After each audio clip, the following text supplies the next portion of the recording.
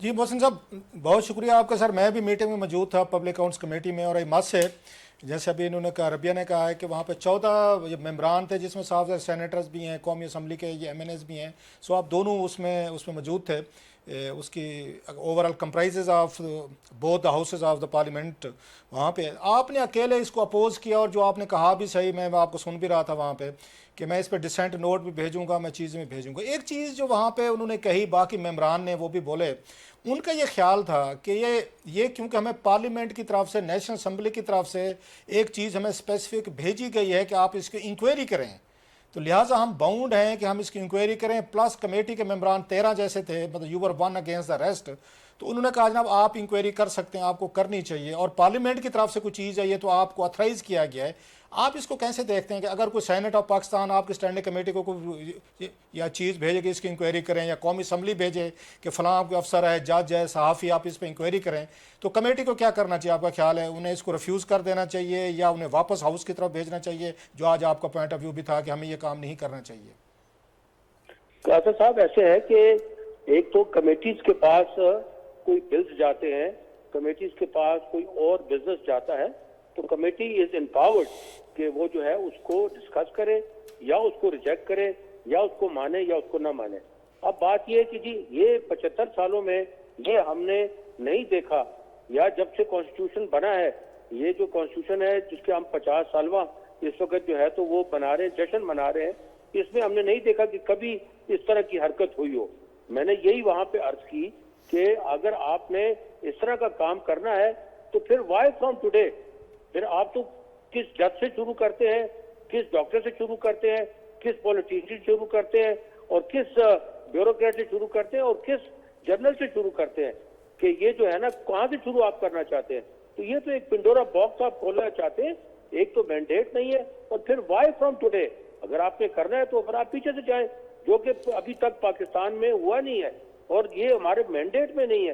आपने बड़ी अच्छी बात की, वहां भी बड़ा अच्छा बोल्डली बोले, बहादुर आदमी की तरह आपने बात की सबके अगेंस्ट। बड़ा मुश्किल होता है अगेंस्ट द विंड जाके बात करना, एंड और आपने की वहां पे। लेकिन एक और चीज़ भी हम देखते हैं कि माजी में यहाँ पे बहुत सारे हुकूमतों को अक्सर उनको जजेस के साथ, जुडिशरी के साथ प्रॉब्लम रहता है। हर हुकूमत को रहता है, इन्हें भी है, आपकी हुकूमत को भी था। इमरान खान साहब के दौर में जस्टिस काजी फैज़ ईसा साहब के खिलाफ रेफरेंस भेजा गया, जो बाद में सुप्रीम कोर्ट ने उसको टर्न डाउन कर दिया। सो आपके दौर में भी तो कुछ जजेस के खिलाफ हुकूमत थी, तो वो भी अपने एक्ट कर रही थी, ये भी वही काम कर रहे हैं, तो इसमें क्या डिफरेंस आप फील करते हैं? हुकूमतें तो ये काम करती रहती हैं, आपके दौर में भी हुआ, ये भी किए जा रहे हैं। सर देखिए, एक प्रोसीजर है सर, उस प्रोसीजर के तहत अगर आप करते हैं, जायज है, नाजायज है, ये अच्छा है या बुरा है, वो एक अलग बात है, लेकिन वो प्रोसीजर है।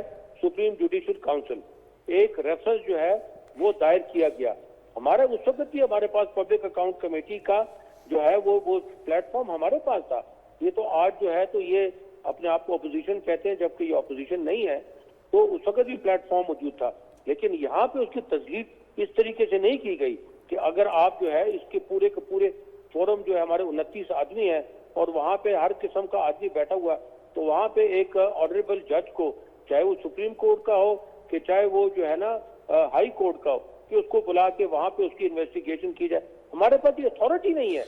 हमारे पास तो देखिए एक ऑडिटेड रिपोर्ट आती है, उस ऑडिटेड रिपोर्ट को हम छानबीन कर सकते हैं, उसको हम जितना आगे ले जाना चाहें ये कहते हैं, हुकूमत ये कहती है कि अगर हम रेफरेंस वही रूट लेते हैं जो आपकी हुकूमत ने लिया था जस्टिस काजी फैज़ ईसा साहब के खिलाफ, कि कैबिनेट से अप्रूवल लेने के बाद रेफरेंस भेजा सदर पाकिस्तान को, उन्होंने फॉरवर्ड किया सुप्रीम कोर्ट के।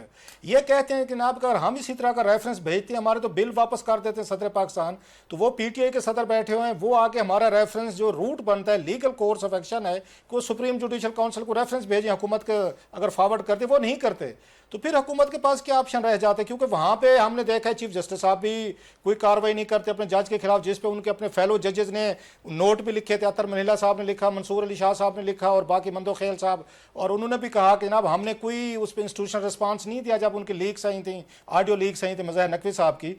सो आपके सदर पाकिस्तान भी आगे रेफरेंस फाइल नहीं करते, चीफ जस्टिस साहब भी तो कोई इंक्वायरी वहां पे लॉन्च नहीं करते अपने जज के खिलाफ। फिर क्या ऑप्शन रह जाते हैं आपके पास कि किसी के कंडक्ट पे अगर इंक्वायरी करनी हो? सर साजिद साहब, ऐसे है कि देखिए हमारे पास आइन में ये एक तो ये खला मौजूद नहीं है, हमारे पास सुप्रीम जुडिशियल काउंसिल का वो मौजूद है। अगर आप समझते हैं कि प्रेसिडेंट जो है इसको आगे फॉरवर्ड नहीं करेगा या इसको पास नहीं करेगा, तो आपके पास जॉइंट सेशन का जो है इदारा मौजूद है। अभी तो हमने जो जिस वक्त से ये अब पिछले 6 महीने से इन्होंने जॉइंट सेशन का जो है इदारे उसको रखा हुआ है अपने पास, उनके जॉइंट सेशन को ये प्रोरोग ही नहीं कर रहे। हर उसके बाद जॉइंट सेशन के बाद नेक्स्ट मीटिंग ये रख देते हैं कि 15 दिन के बाद फिर उसको डेफर कर देते हैं। तो इनके पास जो आजकल जो तरीकेकार है, जो ये बिल्स लेकर आ रहे हैं, चाहे सेनेट में है चाहे नेशनल असेंबली में, तो उनको जरूरत नहीं है, लेकिन सेनेट में जो लेकर आ रहे हैं, पिछले दिनों देखिए फाइनेंस कमेटी को ये लेकर आए थे, उसमें भी मैंने डिसेंटिंग नोट दिया था। तो हर बिल को ये बुलडोज कर रहे हैं। तो इनके पास जॉइंट सेक्शन का इदारा भी मौजूद है और बहुत सारी चीजें ऐसी हैं जो कि आईनी तरामीम है, और आईनी जो तरामीम है वो तो हमारे पास इस वक्त नेशनल असेंबली में तो स्ट्रेंथ ही मौजूद नहीं है। मेजॉरिटी आईनी तरामीम तो हो भी सकती है।